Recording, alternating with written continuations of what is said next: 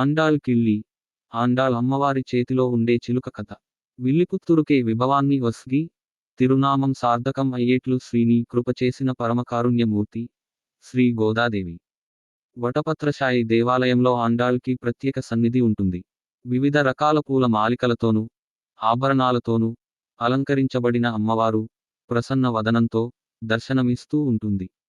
ఆ తల్లి భుజంపై గాని చేతిలో గాని ఒక రామచిలుక కనిపిస్తూ ఉంటుంది. ఈ చిలుక అమ్మవారు నా అచ్చియార్ తిరుమోజి రచనా కాలంలో స్వామికి విన్నపాలను పంపేందుకు అమ్మవారికి సహకరించేది అని ప్రతీతి.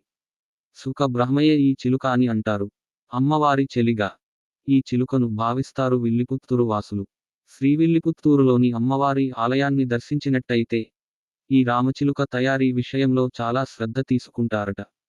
ఓ కుటుంబం అనువంశికంగా ఈ చిలుక తయారీని చేస్తూ ఉంటారని ప్రతీతి.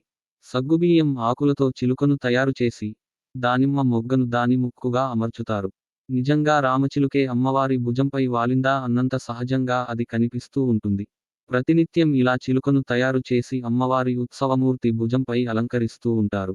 ఇలా కొలువుదీరిన అమ్మవారిని పూజించడం వలన ధర్మబద్ధమైన కోరికలు తప్పనిసరిగా నెరవేరతాయని విశ్వాసం. తిరుమల శ్రీవారి బ్రహ్మోత్సవాల్లో గరుడసేవ రోజు స్వామి కోసం ఆండాళ్ చిలుకలు విల్లిపుత్తూరు నుండి తిరుమల వెంచేస్తాయి. అలాగే శ్రీ రంగమన్నరు స్వామి వారి కైంకర్యం కోసం ఈ చిలుకలు ఉభయ కావేరీ ద్వీపానికి కూడా చేరుతాయి. అంతటి ప్రాధాన్యం మన ఆండాళ్ కిళ్ళికి ఉందన్నమాట. ఆండాళ్ తిరువడిగలే శరణం.